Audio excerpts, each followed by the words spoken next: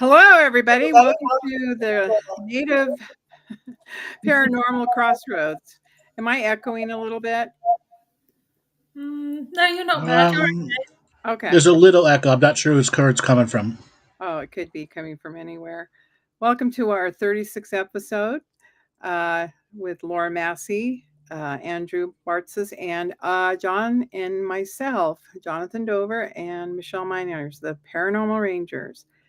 And we are excited to be here today. We have a really interesting topic about how ancient cultures and civilizations can influence our modern day Native American communities. And it will be a conversation most interesting as we all have thoughts around how that influences today, including how our society is set up and how our DNA developed from that as well. Welcome everybody. Thank you. It's a pleasure to be on with you guys again. Yeah, great to be here. Yeah, thank you. And you know what? Our other paranormal ranger, he's out there promoting his new book, The Paranormal Ranger with Harper and Collins. So go and get a copy of that. If you have the moment and time to purchase one and learn more about the paranormal rangers and what he did for the last 30 plus years in his career. And we'll have Stan back on at some point, but right now he's on his book tour. So, Stan, good luck with everything you're doing. That's right. Good luck, Stan. Yeah, good luck, Stan. Well, let's begin today to talk about how ancient civilizations can influence us today. Any thoughts, anybody?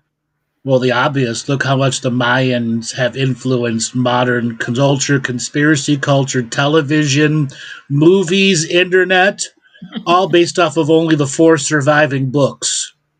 Literally, only four books have survived the entire Mayan. It's like 0.00001%. Okay? And look how much it's changed. We'll elaborate on that more, Andrew. Well, we had the Mayan 2012 prophecy, Okay. all the lead up to 2012, and all the conspiracy that went with it, the end of the world from multiple religions that adapted it. Then you had an entire group of spiritual people who made up, literally from ground up, made up their own Mayan religion leading to the 2012 thing.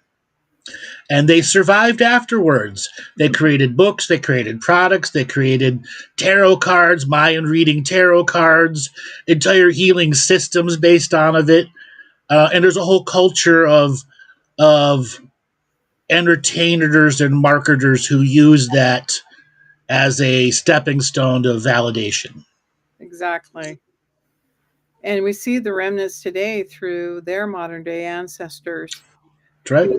Who have handed down recipes. We were just earlier talking about the influences of cooking in our Mm-hmm.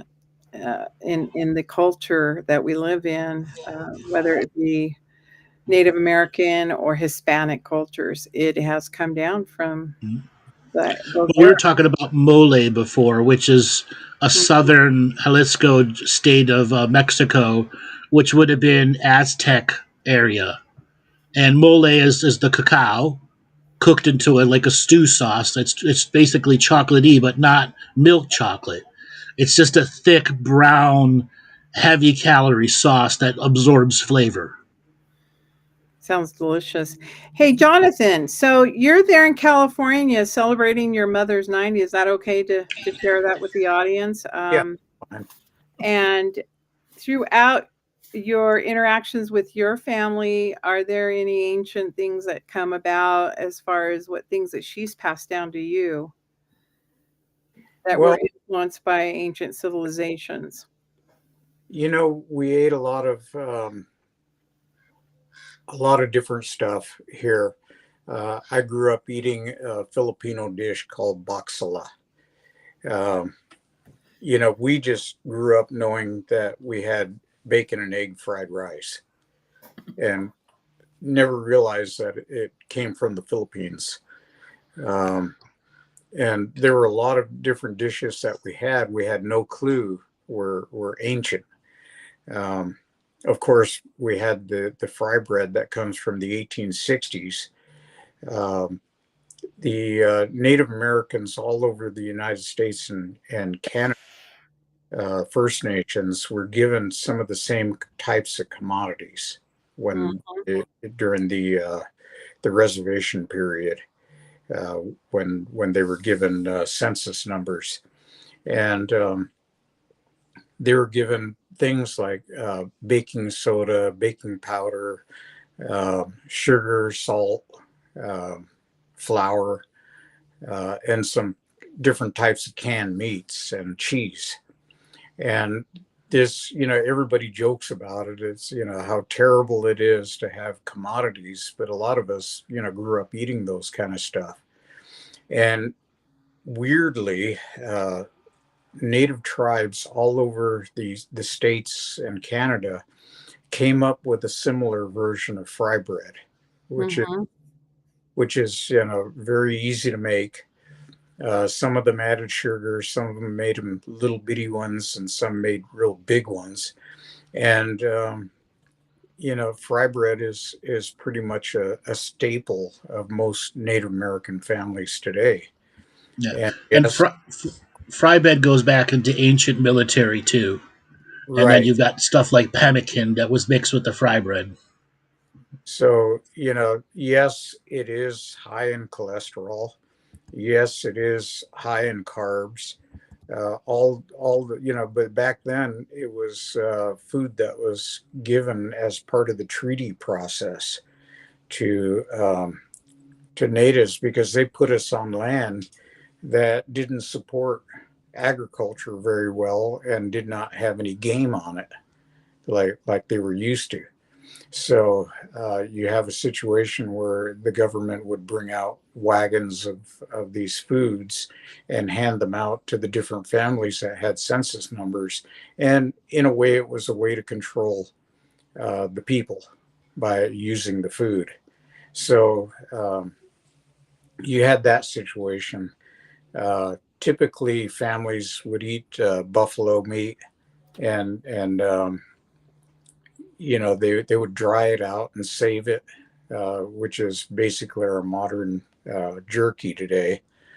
Um, and then there were a lot of grains that they had, corn, uh, potatoes, things like that, that they would use in root vegetables that they would grow. So a lot of different stuff that's in the background.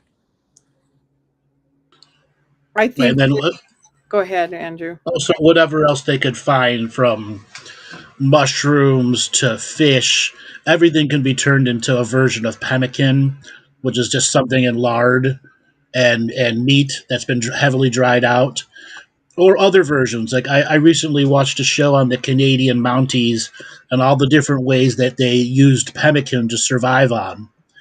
And in the late 1880s, somebody did a study on somebody eating regular food versus pemmican and how many more miles a day that they could row. And it was like 70% more miles they could ride in a day to compare to those eating just regular food. For Right. endurance Yeah. reasons. Yeah. What was so interesting about ancient civilization, a lot of our civilizations were settlements, and people often refer to the Native Americans as being nomadic. That came as a result of things changing in the world and the infrastructures of cities and European culture coming to this part of the nation of the North America. And so things changed for the natives. And so we've been able to adapt, not just in agricultural, Epicureans types of things, from getting reservation, food of the 1860s. Things have evolved in our diet, and it affects our DNA. And today, one of the biggest things that we deal with is diabetes as a result of the diets that we came. But in the past, the type of food that we had were vegetables and things that we grew, squashes, corn. We introduced this to the European nations.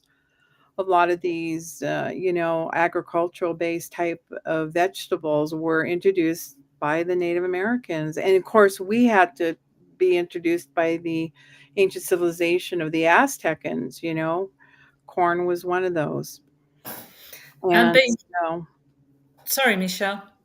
no, go ahead, Laura. Sorry, there was just a bit of a delay. And I guess being forced into the reservations would have changed, the Native Americans' diet Yeah. completely. One of the things that I did want to mention is that there is a notion out there that before the white man came, that there diabetes was unheard of on the reservations. This is actually not true. There are old stories from the medicine men that say that in order to find out if somebody had diabetes, they would be told to pee on a flat rock. And if the ants came to that rock, then they knew that they had sugar in their blood or in the urine, and they would treat them from there. So diabetes was something that was known in the past. It wasn't all, butterflies and hummingbirds and stuff like that and rainbows. It was it was a tough life, and people got sick just like everywhere else. And diabetes was out there prior to contact with the Anglo. So just wanted to clear that up because that's what I had found out. And what about the alcohol that was introduced, wasn't it? Well, a lot of the stuff that was introduced was foreign. In fact, we have actual statements from natives that were on the Long Walk in 1864 when the Navajos were rounded up and force marched into a 300-mile march to get to Fort Sumner and at Bosque Redondo. And during that forced march, a lot of them died on the way. Some of them were killed. People that straggled were shot out of hand. And the point I'm making is that they were given commodities to survive on. Part of that commodity was coffee beans. The natives did not know, the Navajos didn't know what coffee beans were. And so they boiled them up and ate them. And they died. Come to find out that you're supposed to grind them up and boil them in water, and you get coffee. But they didn't. They had no clue. They just knew that sacks of beans were given to them, and they cooked them up. So that's a warning to everybody out there: don't take coffee beans and try to eat them by boiling them. It'll kill you. Jonathan, was really interesting. I had the opportunity to go to Costa Rica just recently, and they have a fruit that looks like a hairy fruit called mamon, and we loved it. It's like a grape, an oversized grape, but the middle part is a seed, and I started to eat the seed, and it was almost has an almond flavor to it, and it was really, really good. And then I was talking to a local person, and they said, don't eat the seeds, they're an aphrodisiac, meaning if you go and caramelize them, cook them, they take on the flair of actually being like a mushroom, and the hallucinogen. And so we had to learn how to eat those fruits without the seeds. So without proper knowledge, if not have understanding, even though it is a food source, how to prepare it. Those things were handed down. And it sounds like the same thing with the coffee bean, which came from Mesoamerica as well. How to, and tobacco and other resources that were out there, anciently speaking, and handed down to our cultures. It's really interesting, even today in the modern world. I didn't know this fruit had that effect, and so they don't use that as if in a ceremonial way. They just say, "Hey, if you do this with that, this is what the outcome would be."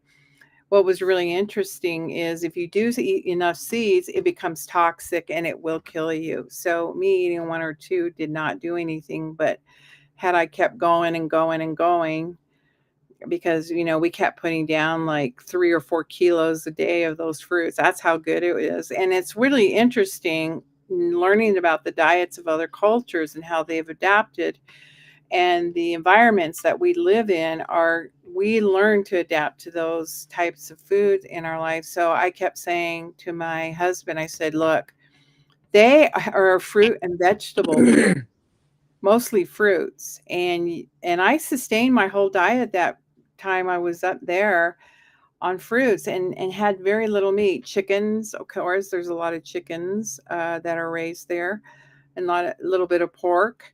But as far as beef and stuff, they use the Indian cows, the ones with the long white horns. I can't remember. Brahma cows. They Yeah. raise a lot of Brahma. And it was really interesting because we're not used to that type of meat and everything. So, but I had a really healthy diet, just eating fruits and vegetables. And I imagine that I know that the Navajos at one time were like that. They lived off vegetables, and in the winter, of course, you have to have Right. fats. Yeah. Got to live off the buffalo. So that's where that came from. So it was a really interesting experience to have. Yeah. The Europeans also got chocolate, cocoa drinks, Mm-hmm. hot chocolate. And that was in the 1600s in Spain. That was like the rage. Yeah, it Was was the same price of gold. right, right. Yeah. Cacao. Mm-hmm. Well, the refined, not the raw, refined. And then milk chocolate wasn't invented to the 1700s, I think. Mm-hmm. Yeah, it's Yeah. And crazy. for me, before I got diabetes, chocolate was a food group. Uh, Interestingly enough, though, the way they make chocolate in these foreign countries compared to because the sugar that kills, you can still take raw chocolate and it's healthy for you, even if you are diabetic. That's one thing I did learn while I was over there. That's right. Or dark chocolate. The Yeah, dark better. It yeah. doesn't have to have sugar in it. You can, Yeah. Mhm. uh, and it's 1875 is when they made milk chocolate. Hershey's? So it was Hershey's was Blackberry. one of the original. It's Ferraro, Hershey, Mondello's, and Nestle. Ah, Yeah, okay. those were the originals, and it was made from cocoa butter and cocoa mass, and then milk and sugar. And we wanted to preserve it, so we put all the preservation ingredients that did not help the diet, right? Yeah, yeah, yeah. It was in eight. Is in so basically a Swiss inventor combined cocoa with condensed milk in 1875 to make the first chocolate bar. Interesting process.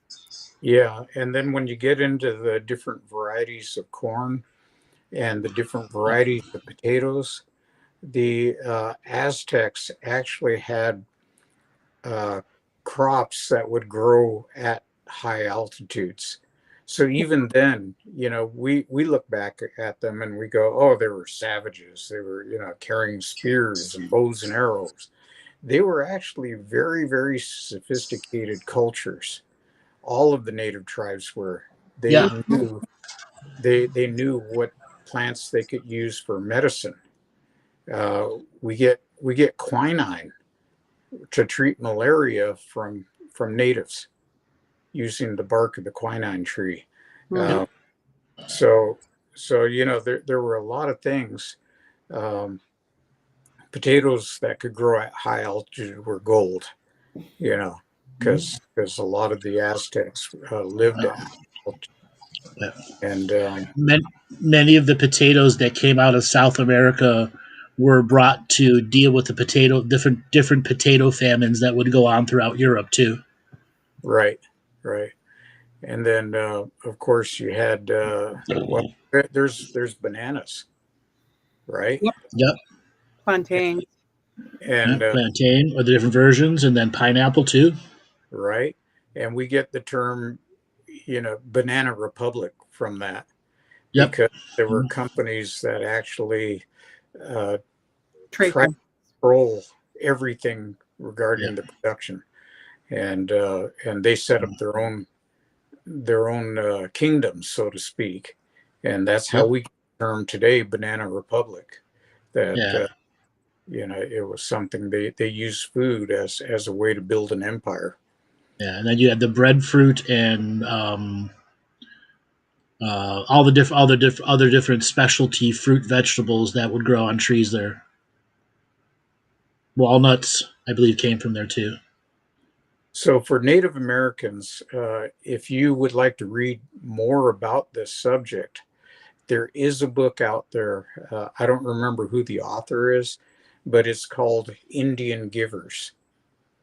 And it details all the different foods and inventions and things that the Native Americans uh, gave to the colonists when they came here that are pretty modern day examples.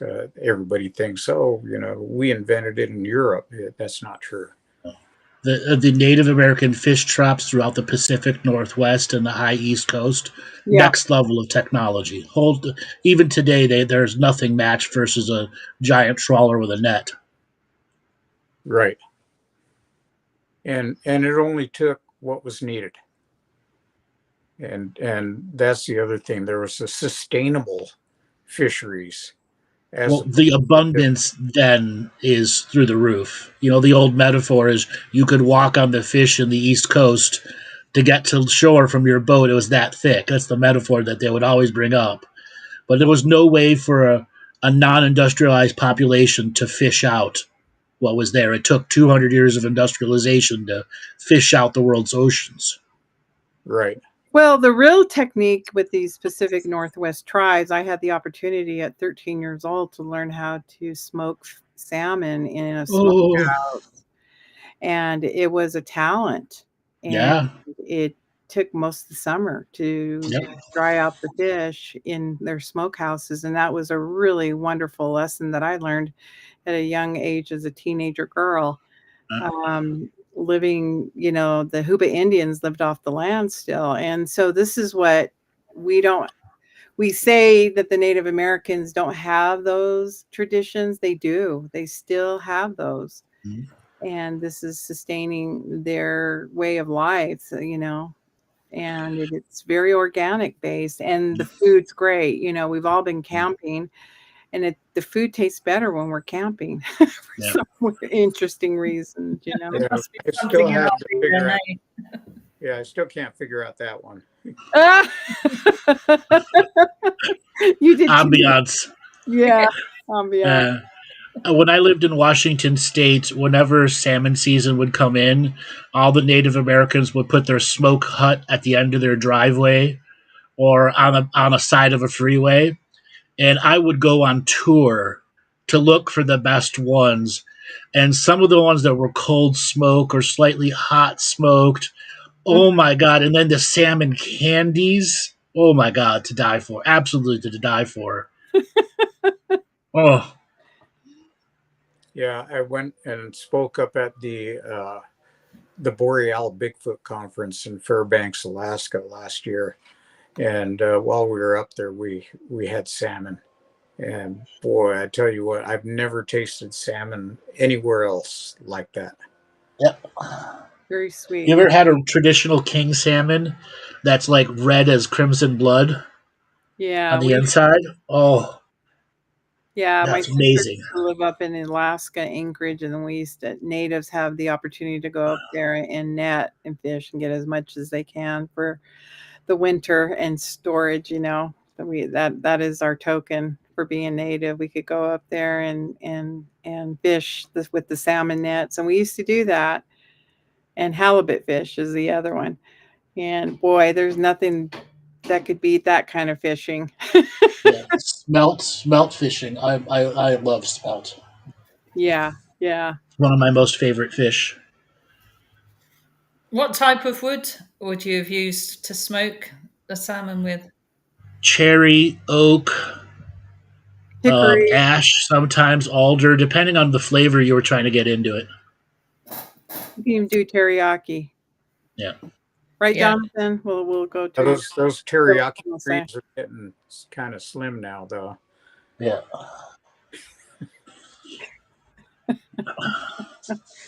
So food is a really big thing in our culture today that was handed down. What about Yeah. technologies? What about housings and structures that influenced these Look at the communities? Anasazi. Yeah, They built cities in the sides of hills that were air conditioned and heated in the winter. They had a whole different level of building technology compared to the thatch hutch roots that was the majority of Europe at the time. And one other thing I want to mention is traditions. Yep. I grew up around a family in Oklahoma, and when you went to Oklahoma, if you went on a day to go visit different family members, relatives, one thing we found out is that no matter where you went in Native families, the first thing they'll do is they'll say, "Sit down, have a bite to eat." And so if you fill yourself up at the first place that you go, what happens is you go to all these other places to visit. Everybody's going to tell you, sit down, have something to eat.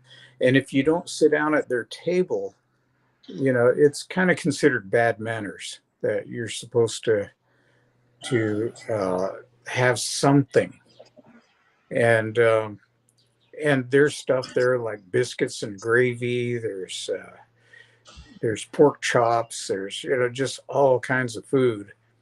And so we learned early on, just take a little portion, eat and visit, and then when you go to the next place, you still have room in your tummy for the next course.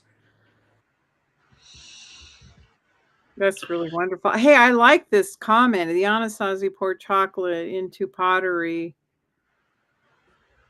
to predict what with the future.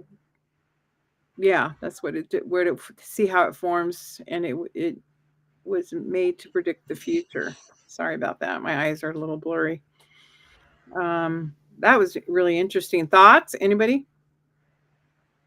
Oh, there's all sorts of divinatory things that were done with food. Europe is the entrails, and the Americas were the tea leaves and the chocolates and the various other things, and then China was something completely different. Everyone had their version of reading the entrails or the futures. We still do tea leaves over here sometimes. And now people are reading the foam on the top of coffee. Yeah, Uh-huh. A little heart foam for they stole Valentine's that from the Day. Greeks. They stole that from the Greeks who would read the coffee grinds. Ah. And the Chinese that read the tea Tea leaves. leaves, Yeah, yeah. Chinese. I read the tea leaves. Yep. Talking about how societies have changed or influenced modern society. If you go and look at the deep South America, like the Cusco, now they're generally Christian countries with native backgrounds Mm-hmm. who are beginning to reclaim some of their native heritage, but at the same time they're dual tracking they're allowing people to do their rituals and their ceremonies, and it's because that the tourists brought in so much value, whereas so many people were elevated for whatever the journey of the country was, like Bolivia that's got Pumapunku, Tiwanaku. You're out 14,000 feet and have 15 million people a year coming through there. Okay, so that's how ancient culture is absolutely affecting a modern city state, a modern country, keeping it surviving. Now I know what to do with my yellow jackets that come around. Larva soup. Oh, I Just thought be that was really, passing. really really entertaining. careful to prepare them. they, they don't like you taking that stuff. pull out the stingers. Yep. I That's thought just the larva. It's just the larva. You got to get into the nest. Yeah, that's even more fun.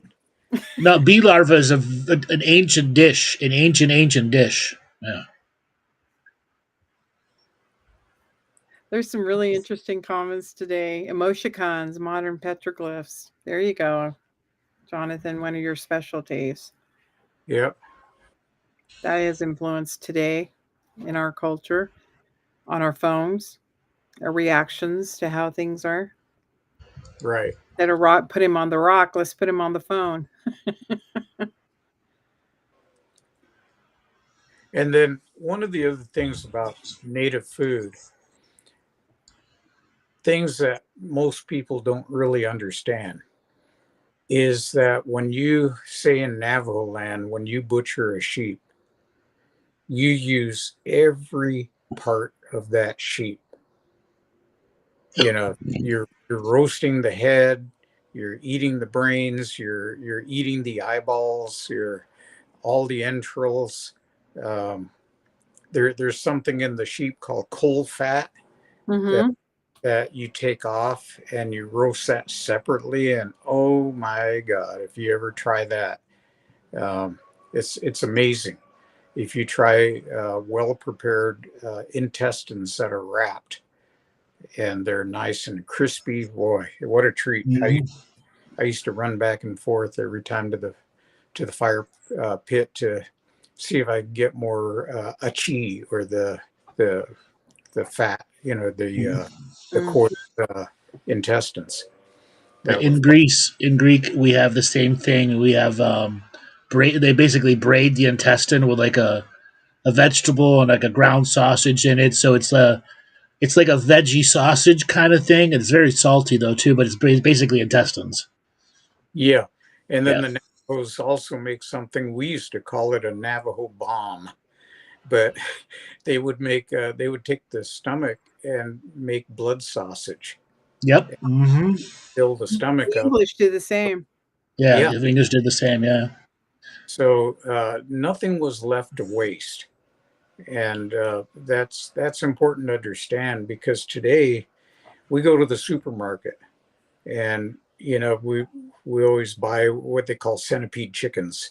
We buy the legs, and so we get a whole big package of drumsticks, and not realizing that there's a whole other parts of the chicken that aren't. What happens to them? Well, they get uh, cooked up and ground up and used in dog food. So, uh, we as a size society are actually pretty wasteful. We try to use up a lot of that stuff, but we end up uh, focusing on the things that we like to the exclusion of everything else. I don't know if you've ever been to say, a Thai restaurant or a Vietnamese restaurant. And if you go to a real traditional one, you'll find a lot of bits and pieces in your food that you can't identify, because they're parts of the animal that usually you don't get to see. Or want to see, right? Right, right. Yeah. I mean, people go ew when you talk about menudo, and Intestines. Yeah. or Or or cat, hot dogs. yeah, Yeah. Which always have a guaranteed 2%, 1 to 2% rat meat in them. yeah, or trike. It's so people, we do have our preferences, and a lot of it is how we were raised. Yeah. Uh, Sweetbreads. yeah, you go into a supermarket, everything's nicely packaged with plastic over it, and Yeah. You don't see giant bull nuts there for sale either. right, right. Well, let's talk about the jalapeno pepper. Had Oof.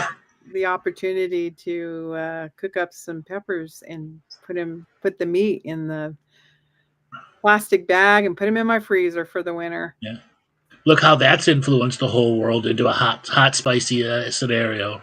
The habanero pepper or the ghost pepper that was, you know, no one would go near it, not even the deer. Yep. I ate 2/3 of a ghost pepper one time, Ooh, and You're more adventuresome than me.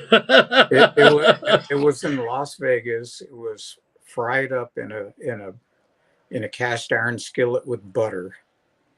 We were eating these other green chilies that came with it, but the ghost pepper was in the middle. Nobody touched it, and of course, me, I had to say, "I'll try it," and I ate 2/3 of it. I got to where the seeds were, and I said, "That's enough." I can attest that as soon as I took my first bite, my lips started sweating. Ooh. Um, by Do the you see time Jesus? by the time I, by the time I finished, I had a ringing in my ears, and Yep. and I was sweating profusely, and had Uh-huh. I don't know how much beer I drank to calm that down. Um, and the next morning was even a hotter surprise when it was Flamethrower coming out. Out the yeah other end, right? yeah it burns Oh my in, goodness. it burns coming out. I can Uh-huh. actually tell you that's true. You When know, I was much younger, we go to the clubs and we go to this place that would have the nuclear assault wing challenge. So they would do it every Friday night, and if you could get 8 wings or 12 wings down in like 15 minutes, you get your name on the wall and you get to drink for free that night. I did it a number of times, but I would see so many people run to the bathroom, men or women, and then they'd start burning down low, or they rub their eyes. Yeah. All sorts of just weird things happening. People turning purple and sweating. I remember one time I'm like wing 7 out of an 8 challenge, and there's so much sweat coming down. My hair is soaking wet. I'm like my shirt like big patches of sweat you could wring water out of. that's Well, crazy. Yeah, for me, I didn't really grow up eating hot foods like that. Um, me uh, neither. as Yeah. a little kid, my one of my grandmas was a Mexican lady. Her Right. last name was Satuya, and she used to have these feasts on Christmas with all kinds of Mexican foods, and I'd always be running in there as a kid asking for, "Can you roll me up a burrito?" And they'd roll some meat up in a tortilla, homemade tortillas, Mm-mm. and I'd go run outside, play again, and eat that. One day they must have got tired of me running in and out, so they rolled up a whole bunch of chilies and onions and in a tortilla and gave it to me, Mm-mm. and I took a bite, and that was it. I didn't like anything hot after that. Oh, Ah, negative. Oh, so sorry to hear So that. roll the camera forward to 1988, and I was in a place where I was eating pozole. Green chili ooh. pozole was hot, and I took a taste, and then I took another taste, and pretty soon I liked it. After that, I started this journey of looking for the hottest chilies that I could Yep. find. Yep. And I ended up with African red devil chili. Oof, oof, Whoa, oof, oof, whoa, oof. whoa. Those And and then after that, I decided, well, maybe the hotter the chili, maybe I'm over it. And now I prefer chili that has a good taste. Same here. Same here. So on that journey, like I grew up Greek, so everything was salt, pepper, oregano, garlic, and olive oil. Maybe you got some cumin or paprika, but that was it. So nothing was spicy. And when I had my first real Mexican food when I went to go visit my uncle in California, oh my God, what was life changing to discover hot and yet not boiling your tongue off spice, but just enough. And then I discovered Korean soups or the Yeah. Filipino soups. Oh my God. Next level where I started trying every spice or getting a little hotter, a little hotter, a little hotter. And to the point I had made friends. Sorry. One of the people that I worked with, his mother was a Mexican cook, and she would do these chili rellenos that Yeah. were technically deep fried, the way she did them, but the inside was so spicy that you could have one and you had to wait at least a half hour before you had a bite of another one. That's how hot they were. Like she would harvest the seeds. She would save all the seeds because the seeds were all the spices. Yeah. And then she'd crush them and put them in there. Like, oh, you alchemist. And for those of you out there listening, a lot of this stuff, understand that what's happening in the body is when you get pain in your mouth like that, it releases endorphins in your brain. Yep. And That's those right. endorphins are what makes you feel good. Those endorphins are what gets released when you kiss somebody that you love. And That's right. so this endorphin release is what you try to achieve again by eating hot things. And so you have your own private little party, so to speak. Sort of negated by the afterburner afterwards, though, isn't it? That's right. That's right. That just tells you that you might have to wait a few days before you do it again. I don't know. The burning coming out wasn't. I've had terrible burns, especially when I'm like having Korean barbecue and the Korean soups and the very spicy kimchi's. Oh, those were challenging times. But I didn't give up. My search for spice continued.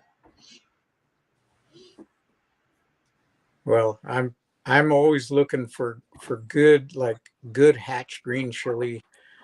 Um, I love getting bottles of it to bring home and Mm-hmm. I'll add them to my beans and stuff. And Mm-hmm. but I'm making it. it's I'm gonna not make a about chili. I'm gonna since it's 41 degrees here today. I'm gonna make a chili today, where I've got part of baby back ribs that I took all the meat off of, and then I have spicy Italian sausage, and then I've got pork belly that I'm gonna put into it too. yeah. It'll be the best damn chili, and it's gonna be spicy chili too.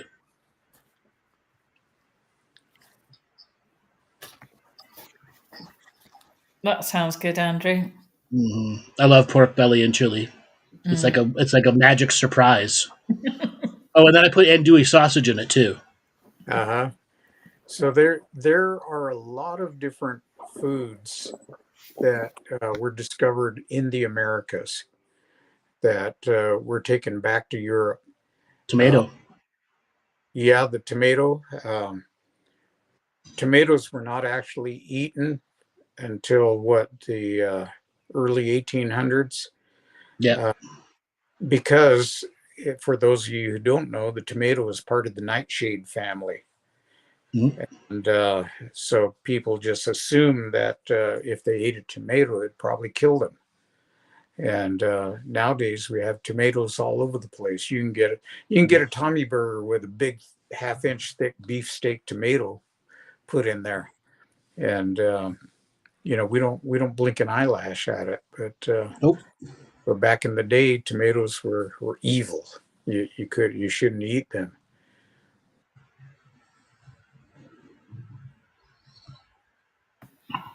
Cucumber too, right? Or no, asparagus. I think it was asparagus. The native too. There are so many different things that we are normal today, but Yeah. back then, nobody knew about them until they came to the Americas. And I'm Mm. talking North, South, and Central America. All Like the avocado too. Like when I was first in Barbados, they would have these avocado trees that would make avocados like the size of someone's head. Okay, they were giant, not the Crazy. little avocados you see that they sell in the groceries. These were giant pieces, the huge seed inside. Yep. And for those of you out there that are diabetic, avocados are considered a superfood. You Yep, can you can eat them. They're good for you, and they will help lower your blood sugar. that's right. So I don't eat enough of them because they're not in season all the time, Mm-hmm. but I try. Mm-hmm. My apologies. I'm having some network issues here. I may drop you, and hopefully the show doesn't get dropped. I've been traveling and and I'm the master of the keyboard here. Um, so if I ended up losing you, it's because I'm having network issues. But Okay. I was, what's been handed down through my family is Pasoli, and I've made Yeah. enough this year to have a winter stash for my family, and I think I'm going to have some Pasoli for lunch today. Oh man. The Uh, enemy of natives, right? if Can you you ever tell get your European viewers what that is, please? Because I don't know. It's hominy corn that's put in with a meat like pork. We use a pork round or pork roast, and we cook it all day with a chicken stock or a beef stock, whatever. Everybody has different recipes, and then this hominy corn just cooks all day, and you get a nice. And you put chili in it, as hot as you want or not as hot as you want. Hmm. Mm-hmm.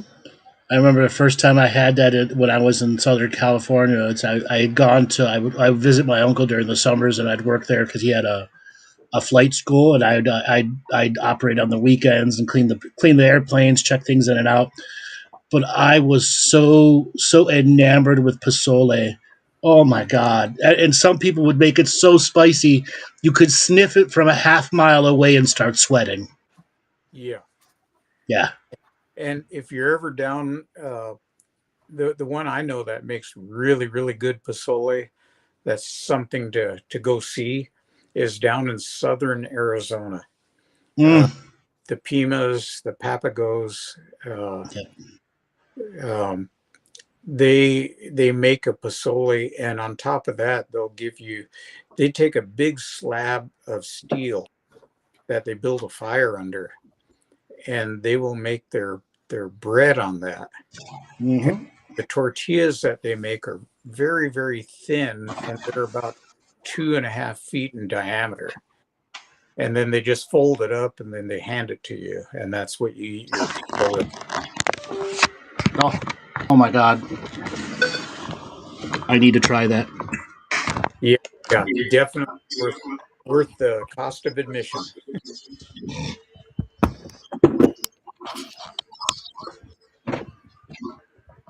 So there's the various kinds of fry breads, bannocks. I mean, every culture's got their version of it. What was it that that you guys grew up with? Well, what we grew up with was just the standard one that didn't have a lot of. Some tribes add sugar, and their fry breads are they're really puffy. Ours tend to be not as sweet, so there is sometimes Like there is. a no yeast version. Yeah, yeah, and it puffs up.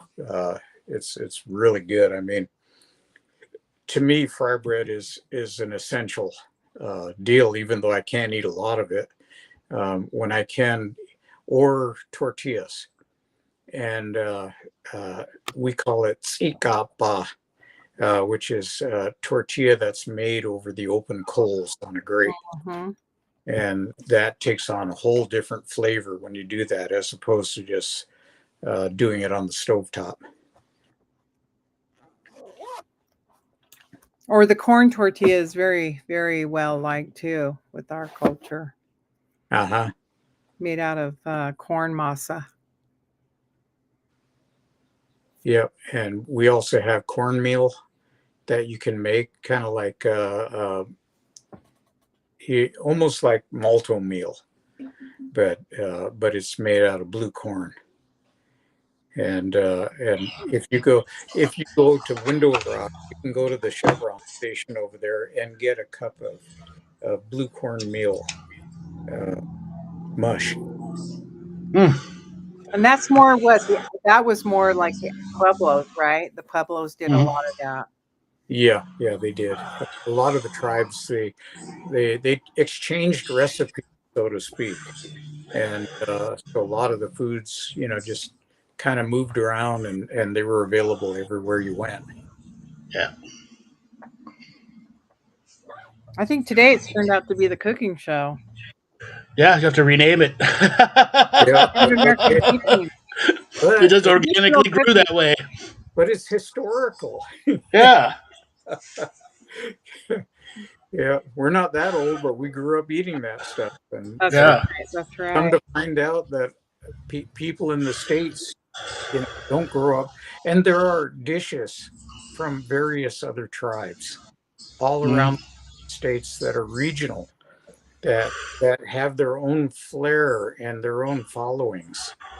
And so, depending on where you live and where you're listening to this from, there are probably native dishes that are made in your areas that you can experience firsthand. Exactly. Every region has whatever I said environmentally influences, the fish, Pacific Northwest, up in the north, Canada, they all have lots of fish dishes. They have their own mush, or they call them mush, cereals, things like that we don't have today in our own diets in the American diet.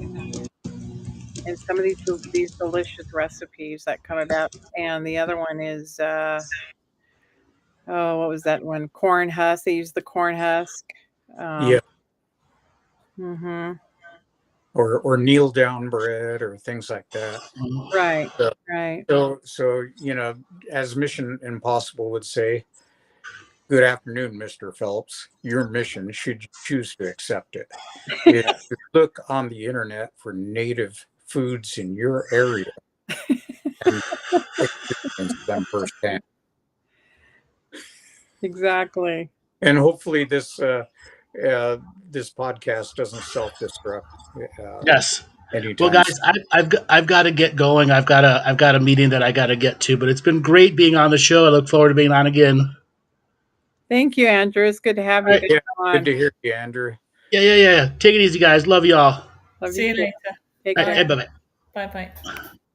It's the new Epicurean Native American show. Yeah, but Native American food plays heavily. We don't ever think about it because that's just the way we were brought up. And, Right. and Right. so we just assume that everybody else eats the same foods. And yet you go to other people's houses and boy, their diet is completely different. And you go, wow, what the heck? Yeah. Don't you make it like my mom? Right, right. Yeah. Well, even when I've gone to restaurants and they tried to do the New Mexican diet flair or the way it's supposed to be done in some of these restaurants, it doesn't make the grade, If, you if know? good Mexican food, I either go to Los Angeles or I go to Albuquerque. Yes. And there Exactly. might be one or two places in Gallup that'll do pretty good. But it's hard to find good food sometimes. It is traditional food, Yeah. Is so there a First Nations dish that's actually stayed the same all the way through? Still cook? I would have to say the fried bread tacos. My Yeah. most favorite is the fried bread with lamb, slices of thin lamb with the chili pepper in between, and it becomes a sandwich. That's a Navajo sandwich.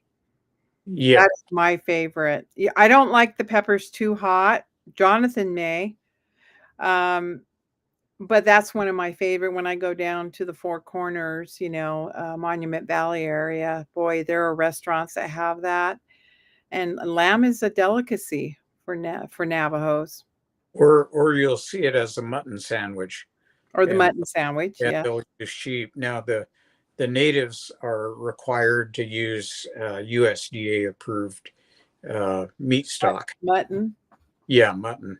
Um, but if you know of a family over there that's getting ready to have a celebration, you can get food. You can watch it butchered right in front of you, and a lot of people would be pretty squeamish about that. But that's just Mhm. how it happens. And Part of the culture. Yeah, part of the culture. You know, we grew up watching, you know, if sheep were being butchered, you knew you were going to have a feast. And even the sheepskin was tanned afterwards, and the grandmas would use it to sit on while they weave.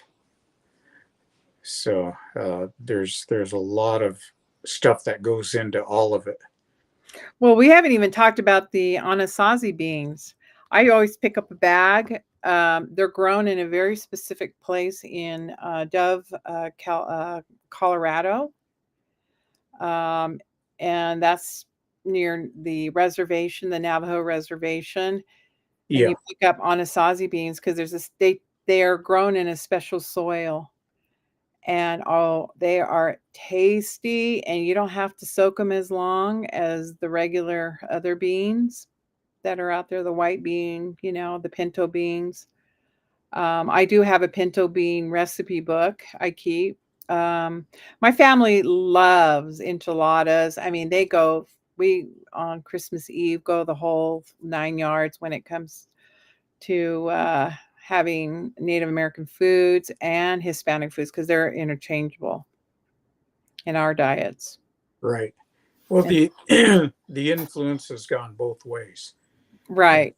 and so, you know, regionally, you'll see all kinds of mixes.